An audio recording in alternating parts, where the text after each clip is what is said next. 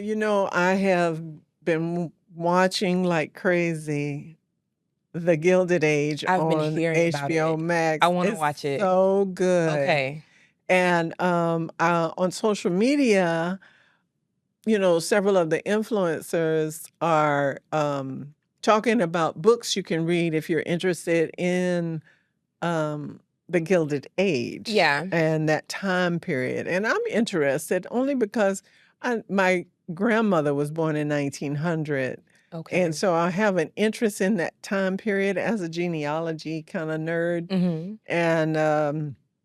And the census for 1890 was destroyed. So we don't have there's a 20-year period that Of there are records, no yeah. census records. So any kind of information about that time period, the late 1800s, the early 1900s, is very interesting to me. Yeah. And so one of the influencers suggested this book, The Davenports, Yes. by, what is her name? Crystal Marquis.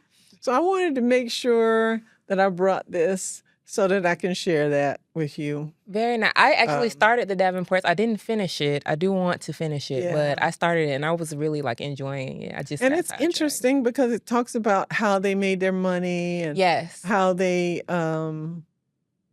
came to be, and it's based on a real family. Yes. And so like social life at that their time. life, and- how they built their businesses.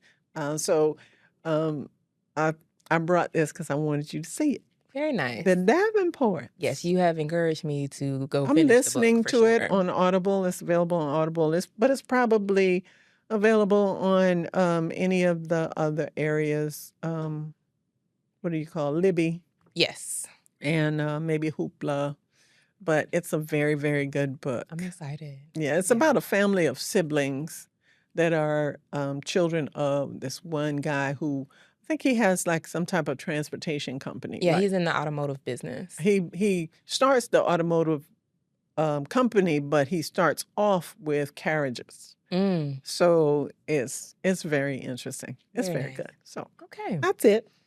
All right. All right. So what are we talking about today? So today we're going over AI resources in the library, and we have some really, really cool tools to discuss. So I'm excited, actually. All right. Let's get started then. All right. You got my questions and you don't want to guess. I got a recommendations and that I can suggest. Yes, this library questions got a part of request. Here's Beryl and Laura with instruction request.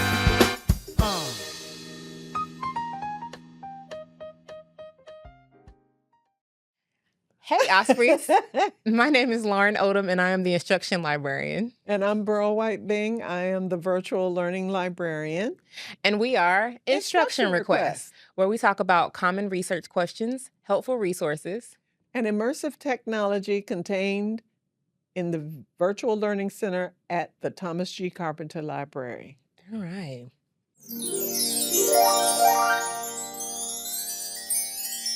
So for the research question of the day, we're actually not going to cover a specific question. We're going to talk about a question that has been coming through commonly, or frequently, I should say.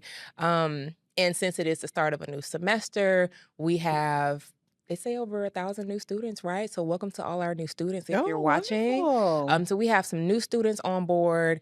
And this will be new for some and a reminder for others because we have discussed this before.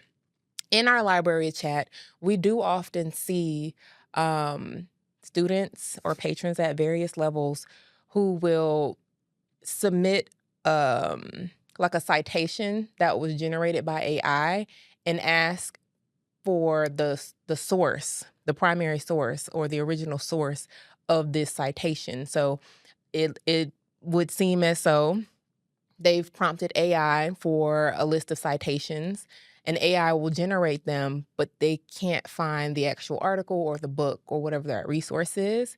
And so we wanted to just kind of remind everyone that sometimes AI hallucinates. Now, the AI is getting better. It has improved. But sometimes what will happen is the AI will pull, they will pull an author and tie them to a work that's not exactly what they wrote. So they can get really, really close. Like there might be a study that it's generated that's really close to the actual study, but it's slightly different. And sometimes it will mix information. So it will take the title of one author's work and put it with a different author or slightly modify it. So anyway, we wanted to talk about how to navigate, finding the actual resources of AI-generated citations. So one of them is to keep in mind that it may not be real. It may not be completely accurate, which is okay. But one of the things that you can do is if you go to the library website at unf.edu/library and go to OneSearch, you can copy the title of whatever that resource is, that journal, article, or that book. Copy it and search it in OneSearch and see if something comes up. If nothing comes up, search for the article, for the author title. If that doesn't work, I would say go to Google Scholar and search for the title. And if you cannot find something, that will let you know that this was a hallucination, right? One of the things that you can do is, if that particular article was of interest to you, is to use it as a basis for research. So use the keywords to try to find something in a similar vein as whatever was generated. But just remember that everything that AI generates is not necessarily real. So do you have any thoughts about how to navigate that? How to navigate AI? How to navigate using AI to generate citations. Generate citations. What I normally do is if there is something that I want AI to use for a citation, I will upload it myself. Give them the information. Give them either the file or the information itself. Who the author is, the volume, the number, and all of that. The link to whatever the article is, or the ebook or whatever. So I will upload the information to it, and then it won't make anything up. It'll use what you gave to create the citation. That's good. Yes. So it's just a reminder that AI is a tool, a very good one, a very useful one, but we do still have to verify it for accuracy. Yes, we want to work harder. I mean, smarter, not harder. Smarter indeed. Smarter, yes, but not harder. We have pens so that we can write with, and we don't have to chisel with a chisel and a rock. So use AI, but just use it wisely. Yes. So what is happening in instruction? What's happening in instruction? Well, instruction is coming along. The instruction unit, the not research consultations. Well, I do have a research consultation tomorrow. Yes. The instruction requests are coming in like gangbusters, and some from courses that we haven't seen before, which is also absolutely fantastic. Wonderful. But Andy, if you would put up the screen, librarian open office hours start on September 8th. We're changing it up a little bit this year in that we don't have varying times. It's only going to be from 11 to 1, Monday through Friday, or Monday through Thursday. Monday through Thursday, and then Monday through Friday during midterms and finals. Right. But it's still in the same Zoom room. The link is there on the screen, or you can scan the QR code and it'll take you directly into the Zoom room. And we will have this up on the calendar, and we also will have it up, hopefully, on the slides in the building, between the elevators. Yes. On the monitors by the elevators. And these are no appointment needed, so this is for your immediate help. But there are other ways that librarians are available. That would be the research consultation. Yes. The pop-up library instruction won't start. We're only going to do it 2 weeks this year, and that will be during midterms and finals. But And then there's the 24-hour chat Yes. feature where you can get your immediate questions answered. Also, students, if you are a transfer student and you came to us from any institution other than UNF, we are having a transfer social. So that's going to be on September 18th. And we've invited several organizations from around campus to Yes. come and provide information to transfer students. We have transfer bingo that's Yes. going to be happening. So we'll be giving out gift bags and snacks and refreshments. So stop by the library on Thursday, September 18th from 11 to 1. Faculty, please send those students that you have that are transfer students, or anyone can come, Anyone but can we come, are yes. targeting transfer students because we want it to be a North thing. We want it to be a library thing. We want our transfer students to feel supported. Yes. And a part of that is making sure that they can collaborate with each other. They can find a librarian of choice that they might want to, and find out about information around campus. So that's September the 18th. Yes, and studies have shown that transfer students who have access to or have a relationship with at least one faculty member lends to greater success and higher graduation rates. That's absolutely true. Okay. That's it All right. for that. Okay, here you go. All right. So let's talk about some of the AI resources available for research and self-study or anything like that that you might be interested in. So starting off, I wanted to point out the Artificial Intelligence Library Guide that we have. This can be accessed by going to the Library Guide's quick link located on the main library webpage. And so our systems librarian put together this library guide, and it has a tab for instructors and different ways that professors can utilize AI for their classes. And then it also has AI tools, citing AI tools, and then there's a tab for students, which just kind of has some tips about how to use AI responsibly, and some links that they can access. So this is a really great resource, and it is ever changing with the things going on in the library and the world in general in terms of the tools that we have. So please keep an eye out on that guide for reference. What do you use AI for regularly? You already know what I use it for. I mostly use AI to build me frameworks. I'll Okay. use it to make like outlines. Okay. So if I have an idea, I'll prompt it and I'll say, act as, etc. Like whatever the act as a librarian or act as a personal trainer or something like that. Like whatever I need it to function in the realm of, right? Mhm. And then I'll say, build an outline on etc. and include these things. And then if it isn't quite right, I'll say provide a list. So I like list.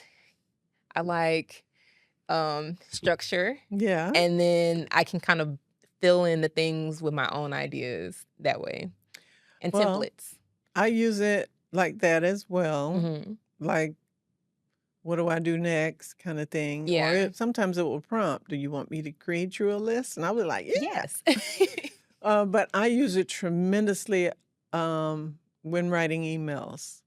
For example, I'm very blunt in my conversation, Mhm. and I'm a get to the point, just the facts kind of girl, and Mhm. that doesn't come over well with people all the time. So I use it to say, this is what I want to really say, but can you write it so that it will be well received? So I use it a lot in that. Yeah. I also use it in promoting some of the things going on in the VLC. Yeah. How can I promote this? Sometimes even with the VR club, I'll say, I need some new and innovative things for the VR club to do to promote membership. Yeah. And it set back a lot of really great ideas. So I'm hoping we'll be able to do something like that. Some of those things anyway, to create what I said, how do you create FOMO, which is fear of missing out, Yeah. and get students to want to join a VR club? It gave me a list, your See? famous list. Yeah, I A like list lists. of activities, a list of, promotions that will help people to come to the VR club. So I I like use it it. like that. Yeah, it's really good for staying organized and just Mhm. kind of like, I don't know, just structuring Yeah. things in a really nice way. I enjoy it. Okay, so Okay. now in So, library usage. first things first is the OneSearch AI Assistant, which we have actually talked about before. Right. But so the OneSearch AI Assistant, this can be accessed, again, going to the main library webpage, you want to click the OneSearch button. So go ahead and go into OneSearch. And at the top of the page to the left, which you can see in the screenshot, it will say OneSearch AI Assistant. When you click on that, it's going to prompt you to do your single sign-on. You do have to be signed in to access this tool. And then once you're here, this is the main page of it, and you can prompt it in plain language, right? So as librarians, we teach students how to structure their keywords and use strategies and Boolean operators. But in the AI assistant, you can just prompt it and say, find sources, find articles, find books on this topic, or you can ask it a question like, what is the effect of childhood trauma on academic performance or something like that, right? And so what the AI assistant will do is it going to pull resources from within OneSearch. So it does not scour the internet. And I always tell students that it's only pulling from within UNF resources. And it does have some limitations, but there are always workarounds to that. Sometimes it may pull something that says no online access, and you can just filter by access online, which is one of the features in the left-hand column when you filter.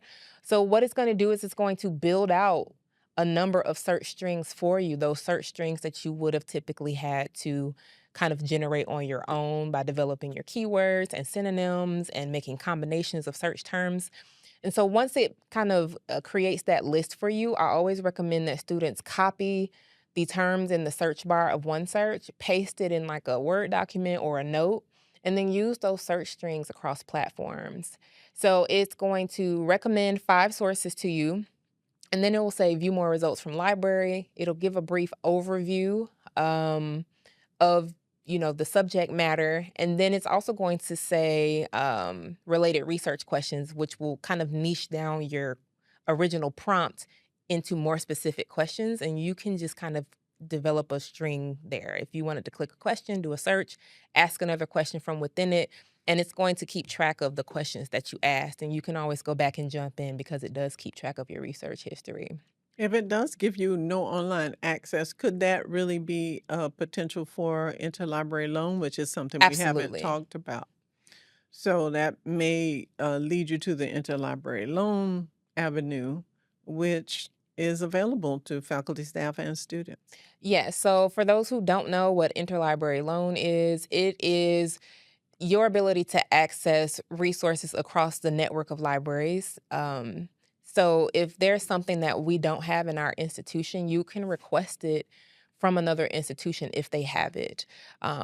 This is available in the catalog, in the database called WorldCat, located in our database list. You can search that title. So if it says no online access, you can copy that title, search it in WorldCat, see what comes up, and then on the main library page under, is it resources, I think? There is an interlibrary loan request form, and you can request that, and we'll arrange to have that. If it's an article, typically they'll email you a PDF, and if it's a book, then they'll send it to the library for pickup. Very good. All right, so next we're going to talk about some of the databases that have AI features. So under the database list link located next to the OneSearch search bar, it will bring you to the database list page. And under the types, they have updated the types list with some new options here, and AI features is one of them. So you want to click on the AI features option, which gives us 12 databases. And today I am pointing out 3 of them. So the first one is LinkedIn Learning. Okay. So LinkedIn Learning is great for a number of things, but they actually have this AI coaching option. Oh, awesome. And so it will say, tell me some of the challenges that you're having, and it's going to like walk you through how to navigate challenges, with, work or professionally, or, give you Ooh, I need suggestions, that. give you suggestions for how to navigate maybe an interview process or something like that. So How you to have, navigate, I'm not going to say. yes. And so a variety of things that you might face Yeah. professionally, right? Well, I So need that you really have the bad. AI coaching feature. And then you also have the AI role play, which is where you can prompt the AI. Don't laugh, Lauren. I'm sorry. I didn't mean to make you laugh. You can prompt the AI, kind of similar to the AI coach, but more kind of like a chat GPT thing, I think. And so say you wanted to practice interviewing, right? So you're not necessarily needing coaching as much as you're needing practice, right? So you can practice how you would answer an interview question, and then it's going to give you feedback, and it'll go back and forth with Okay. you in the role play. Oh, that's So very helpful. it says at the top right, you have the option to explore role plays. So there are options that you can play around with in terms of the Oh. types of role play. And then it says my role plays. So you can have your own. You can review. You can review, That's exactly. awesome. So that's really, really cool for LinkedIn Learning. Okay. Next, we have Statista. Statista is a database for market research and business data.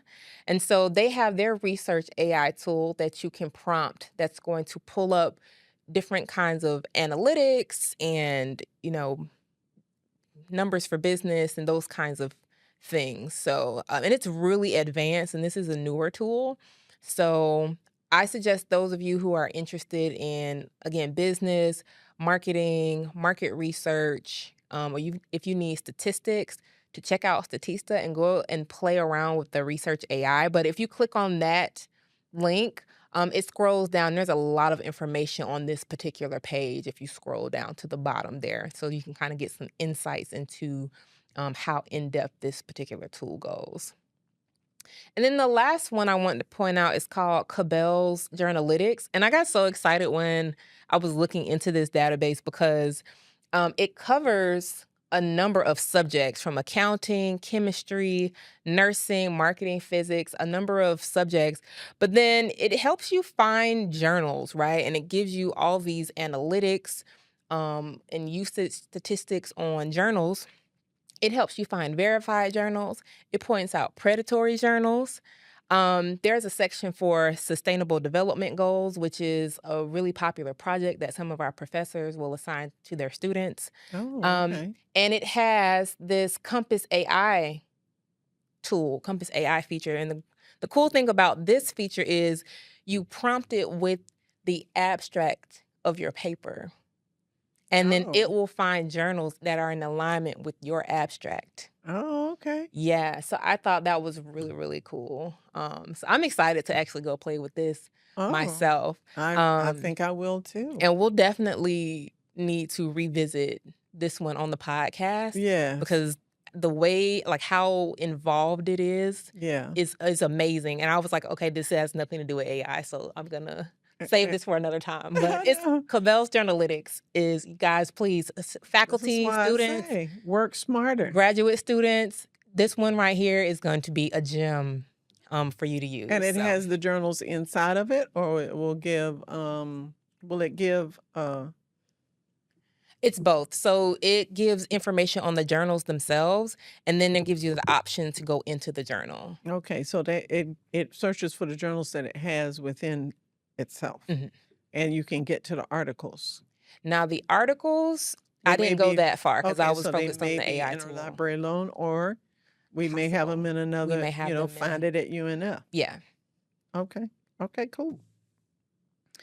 All right, so let's talk about what's happening in the VLC. What is happening in the Well, VLC? and we're going to do a quick little unboxing because we have new Oh, yes. headsets. Yes. We have new headsets. We have the MetaQuest 3. They're 512 gigabytes, 4K, 512. Oh, I can't get the box open. And we're going to open up the box and show you our brand new headsets. We have the MetaQuest 3. All The right. MetaQuest 3. We have 28 of them, in addition to the ones we have access to from DHI. Thank you very much. But we do have 28 MetaQuest 3s. They're on the Meta management system, but they are set up individually. So we still have access to the Meta store. We also have access to Meta TV still. And we're learning about the Meta management system and the differences between just setting them up on an email account. Yeah. The VLC, by the time this airs, I'm hoping the VLC will be back in operation, but definitely by the end of August, we will have the VLC back up in operation. Mm-hmm. Because right now we are setting up our computers, and our computers are brand new because we went through currency, and we have great graphic cards, the NVIDIA RTX 5070, Mm-hmm. which is really a great graphics card to have. So we are getting the VLC up to 2025 All right. with our brand new headsets. And the MetaQuest 3 is probably the most popular headset right now in America. Okay. And we still have the old headsets. So if there is an experience that is only available on the Vives, which I don't think there's any, Mm-hmm. because we're still using Steam, because we do have the Quest Link cable, so we can still Nice. connect to Steam. But now we have the addition of the Meta store, which is fantastic. So Exciting. the VLC is undergoing currency right now. As far as AI is concerned, we have a couple of experiences. One is called Curio XR, I've talked about before. Curio XR has an AI study buddy inside of it. Now, there are different ways that you can have AI in a VR experience. Sometimes they're just AI assistants, Mm-hmm. which is what Watson is. This is Watson. Watson is inside of Curio XR, and he works kind of like the one that you went over, the Compass AI. He Mm-hmm. works within the Curio XR ecosystem. Mm-hmm. So he can navigate you around Curio XR and help you learn the tools and different things like that. So that's the AI study buddy. And then, and that's in Curio XR, which is on all of our headsets. And then Meta offers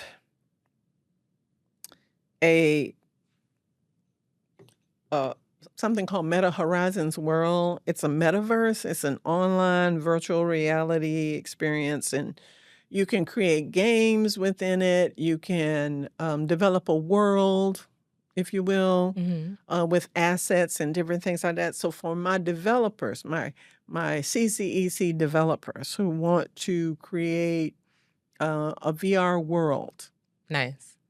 Meta has the Meta Horizon World desktop, and it has generative AI tools in it where you don't have to go to another software to create it.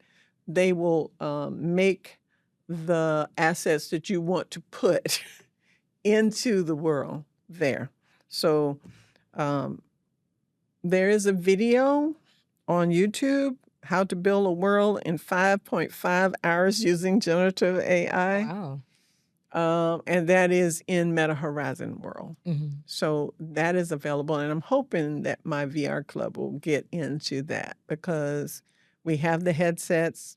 Yeah. This is free on the Meta site right now, and they can do all they want with creating a world that we might be able to meet in. Yeah. So that's available in the VR.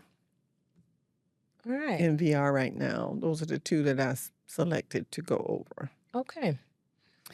The next thing I have is my library VR champion. VR champion. All right.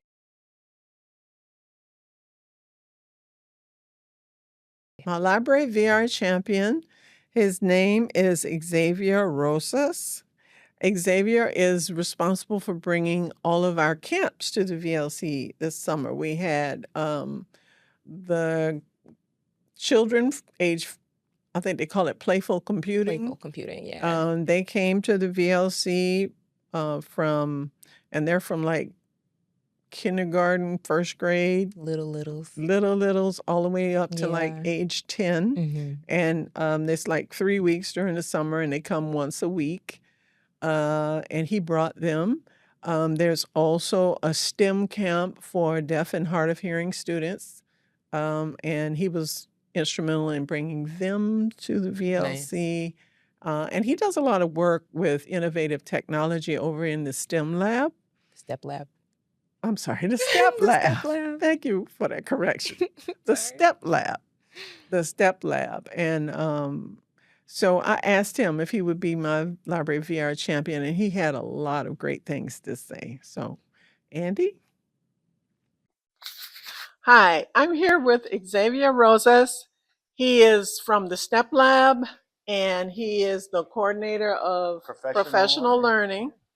And he is a big supporter of the VLC. Welcome, Xavier. Thank you. Glad to be back. Okay. So today I'm going to ask him, because he's my VR champion today, and I'm going to ask him questions about how he feels about the VLC. Okay. How did you use the VLC or VR in your work? Sure. So I'm fortunate enough to have met you early on and been in here a number of times in different capacities. Most recently with my summer camp. So yes. We host rising first graders through rising sixth graders for a 3-week full day summer camp out of the College of Education. And once a week, we bring all the youngsters in and let them experience this really amazing resource that we have available. They strap on, and actually before they even strap in, they get a full lesson on some of the technology and the benefits and uses, potential uses of VR. That's awesome. Yeah, and then they jump in and get to experience a different sort of screen time. And it's without a doubt one of the highlights of the entire experience, summer camp. Also, I work with Dr. Baynard out of the College of Business, and have Dr. Baynard was one of our VR champions. Oh, before. excellent! Yeah. And I've encouraged him to take his students to the next level with the building and navigating of alternative ways of space and photography. Yes. In here. Yes, so. He comes in and brings his drone photography in, and students can walk around on their at spaces where they may not necessarily have access. That's right. But because they have the drone photography, they can walk around and look at spaces that they would not be able to. A much richer experience. Yes, yes. So what impact do you think it had on the students who came this summer? And I know the deaf students came as well, deaf and hard of hearing. That's right, STEM... the Alabama Institute for the Deaf yes. and Blind. Yes. Mm-hmm. I can tell you, outside of just the whiz bang factor, which is, exciting, it's engaging, something new. There's a curiosity to this space, right? Yeah. People are wondering what is it about? How does this work? And that's really awesome when they get to strap in and experience it firsthand. I think it also piques their curiosity because you start to think of things in different ways. Space, time, Yeah. your orientation in space, what is possible, starts to shift a little bit. Yes.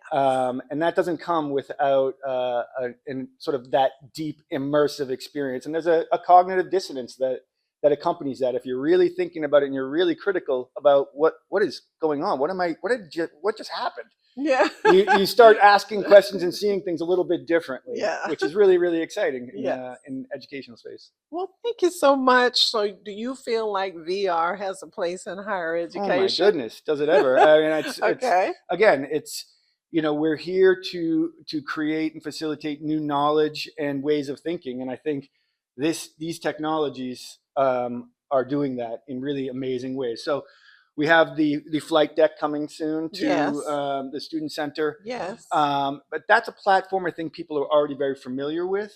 And I'm hoping that they will incorporate some collegiate VR esports. That would be amazing. That would be I see it amazing. moving in that direction. Yes. Absolutely. Yes. But as far as, you know, the playfulness of VR, I think that's something that we've tapped into early. Mhm. This idea of you can play and through play learn. Right. Right. Yes. And as far, my focus is on experiential learning. You know, it's hands-on, but a lot of the concepts that we in the STEP lab, solve, tinker, explore, and play, the scientific concepts that we explore are abstract. Yes. Right. Yes. So having another platform and a vehicle and point of view. I mean, it's not even a point of view. Another angle of incidents. A different reality. That's right. That's right. Yeah. is a really powerful thing, because you start thinking about how can I reframe this in a way. If this is a scientific concept that has been vexing for learners, maybe this is a different angle that we could approach this from. Yes, You know, I know yes. the planets and all those things, and, you know, the moon phases. This is something that I think would really benefit from, Yes.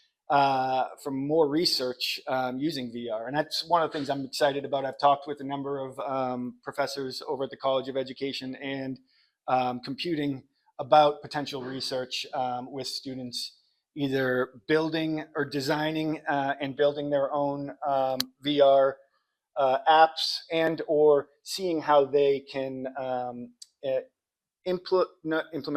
improve learning outcomes using these technologies. Yes. And it's really And we're exciting. also a lot of my VR apps are incorporating AI into the VR apps now. So, you know, they have a lot of like AI assistants that are in some of the learning apps, that type of thing. So that would be interesting as well. Absolutely. So keep me informed. And likewise. Okay. Thank you very much. You're very welcome. Take care. Right.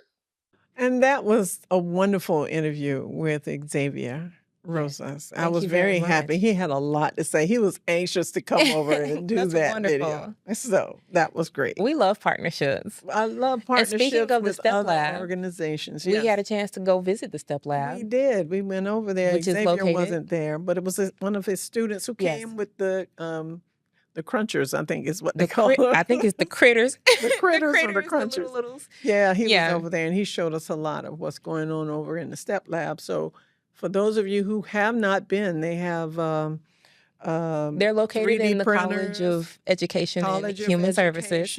Yeah. So he works a lot with future educators of America who are learning how to integrate technology into their instruction in the classroom. So, and UNF students are able to go over there to have items 3D printed. Yes. So, I mean, they have drones too. He showed us the drones. That was they really have cool. drones. So, They have all types of great technology over there. So I love that collaboration that we do. Absolutely. With Xavier. All right. Well, what are we talking about next week, Beryl? Well, next week we are going to talk about exam prep. Exam prep. That's it. Exam preparation. Exam prep resources. Yes, exam prep and what's going on. All right. Well, thank you for joining us for another episode of the Instruction Request Podcast. Remember, if you have any questions or you need support, you can always schedule a research consultation, or you can schedule an instruction request.